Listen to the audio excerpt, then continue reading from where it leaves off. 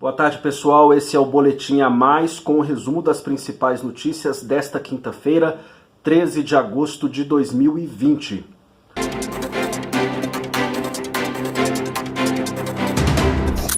Centrão.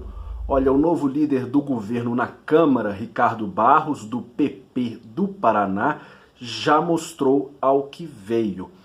Em entrevistas concedidas hoje, ele atacou a Lava Jato e defendeu claramente a distribuição de cargos entre aliados do governo no Congresso, entre os partidos. Olha só o que ele disse numa entrevista ao UOL em referência a declarações de Augusto Aras, o Procurador-Geral da República. A Lava Jato está sendo combatida até pelo Procurador-Geral da República. Combatida, olha só. O estilo Lava Jato de implementar as questões judiciais não tem amparo na legislação nem na Constituição. Essas ilegalidades que foram cometidas pela Lava Jato serão passadas a limpo num determinado momento. Sobre a divisão do governo entre os partidos, olha só o que ele disse agora numa entrevista à Rádio Eldorado. É absolutamente justo que os partidos que vão dar governabilidade, que vão permitir o governo aprovar as matérias que ele prometeu na campanha, tenham elementos do seu partido no governo. É assim que funciona o Brasil. Será? Economia. Bem, enquanto o Centrão aí avança para dominar os orçamentos públicos, Rodrigo Maia disse que nem Jair Bolsonaro e nem o parlamento vai dar um jeitinho de aprovar um aumento e extrapolar o teto de gastos no ano que vem. Numa entrevista coletiva dada agora há pouco na Câmara, ele elogiou a iniciativa do presidente de chamar ele e Davi Alcolumbre para selar um compromisso contra o fim do teto de gastos. E disse mais, prometeu que a reforma tributária vai ser aprovada neste ano de forma mais ampla possível, sem aumentar a carga tributária, para estimular os investimentos privados na economia. Eleições. Olha, o TSE retomou hoje de manhã um julgamento que pode abrir um precedente para cassar mandatos de políticos que cometem abuso religioso durante as campanhas. O placar até agora está 2-1 contra esse tipo de punição. Na sessão de hoje votou o ministro Tarcísio Vieira, contrário à punição pelo tal abuso religioso. Ele afirmou que não é compatível com a noção de Estado constitucional qualquer estratégia deliberada de remoção da religião da esfera de discurso público.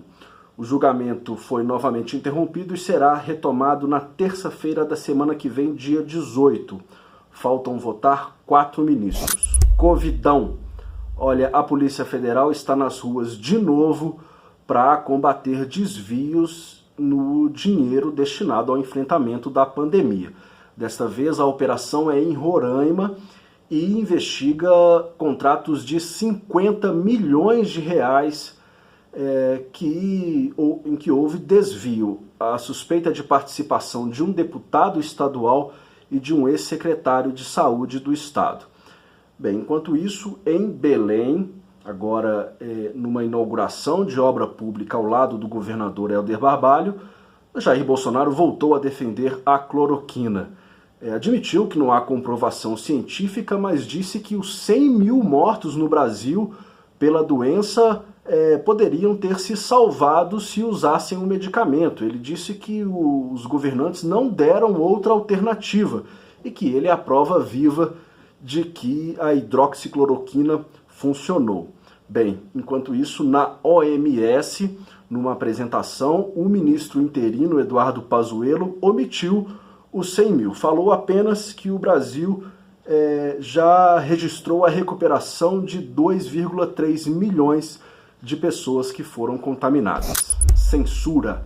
Olha, vários parlamentares estão criticando a decisão de ontem da Justiça Federal aqui em Brasília, que censurou uma reportagem da Cruzoé, que contava que alguns parlamentares bolsonaristas perderam o ímpeto de lutar pela aprovação da prisão em segunda instância.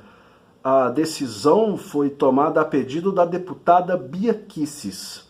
Olha só, Jorge Cajuru, José Nelto, Júnior Bozelli e Marcelo Calheiro já criticaram abertamente essa decisão a pedido da deputada. Lembrando que ela mobilizou a advocacia, os procuradores da própria Câmara, pagos com dinheiro público, para entrar com ação contra a Cruzoé. Quanta hipocrisia, disse Júnior Bozella. Levar os fatos para conhecimento da sociedade é crime? É o que disse o deputado. Bem, por hoje é isso, pessoal. Não se esqueça, hoje à noite tem Momento Antagonista com Cláudio Dantas. Até a próxima.